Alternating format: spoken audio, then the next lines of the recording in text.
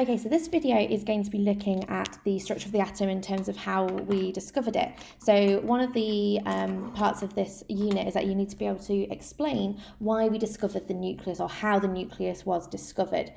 So before that, before we started thinking that there was a nucleus, there was a model known as the plum pudding model. And this was derived by J.J. Thomson when he discovered his electrons. And he postulated that the atom was a ball of positive charge, the spherical ball, just a complete ball of positive charge, and throughout it were dotted these negative electrons. Okay, so it was a positive ball with these little electrons dotted throughout it.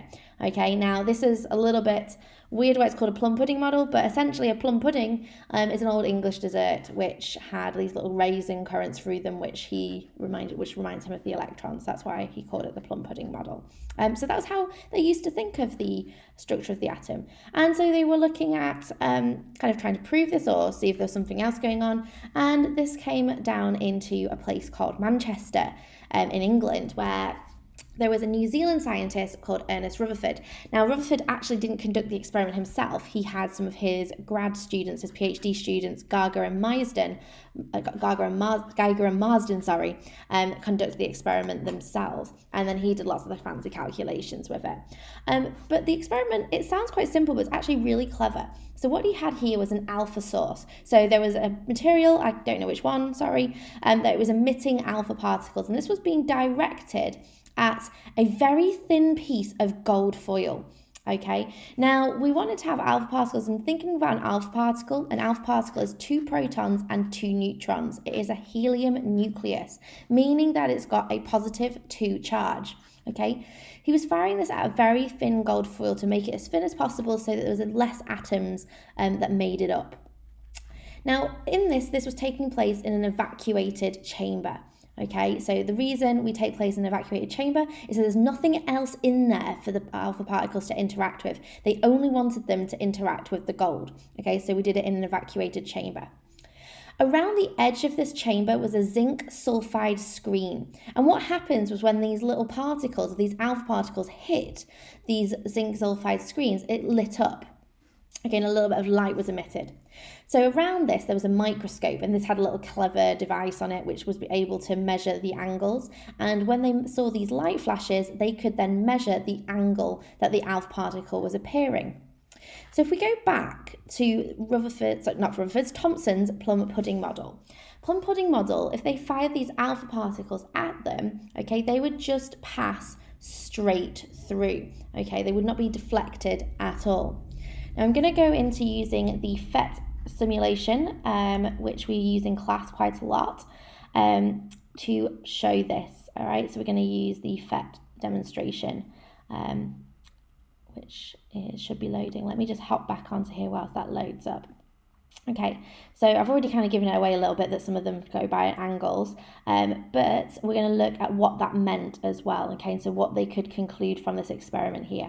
So I'm going to simply just go with the Rutherford atom, okay, and I'm just going to go to, well, first of all, just on here, and I'm going to fire the alpha particles. So if I fire them off, and we just have a little look, I'm also going to put the traces in. So if you can see these traces as we're going through. So if you look at some of them, they're going straight through the atom, okay, and they're not moving at any angles at all.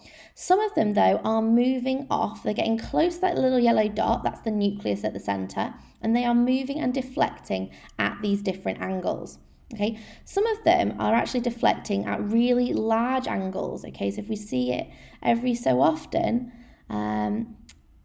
we have even bigger angles that they're deflecting at. All right, so what they kind of concluded from this was that we had some that go straight through, some deflect at small angles, and very few deflect at very large angles. So like, let's say that's only deflecting maybe at 20 degrees. A large one is when they're deflecting almost completely backwards, like this one there. Okay, so that's what I'm talking about, is large angles compared to small angles. Might be a little bit easier to see with this one here.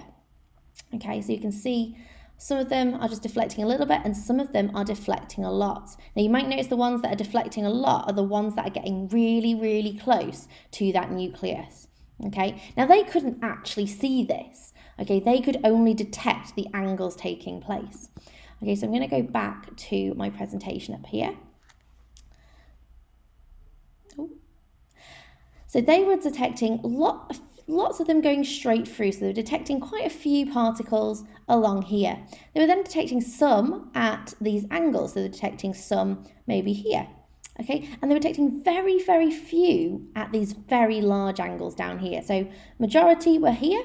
Some were coming at these smaller angles up here, and very few of them were deflecting at those large angles there. So they were going, hang on a moment, what on earth is going on? And they started thinking, well, if I've got an alpha particle being deflected, an alpha particle they knew at this point had a positive charge, they thought there must be something like solid and positive in this atom. And it can't be the whole of it, like the plum pudding model, because some of them are going through undeflected. So they started to think, well, then there must be something small and positive in the centre. Okay, and that's what they gave them the idea, because we were getting deflection. So the idea of the deflection, they said there must be something that's positive in the centre. Most of them going straight through meant they were undeflected, so they weren't being interfered by the positive nucleus in there. So they weren't being affected, sorry, I was trying to think of the right word. Which meant they were, well, that most of the atom was empty space.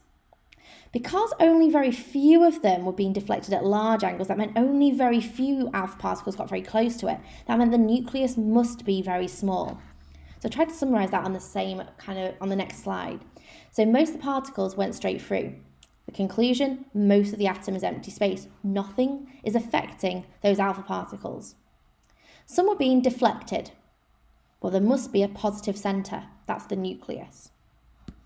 Very few are deflected at large angles, so the nucleus must be very, very small. So that's what they came up with.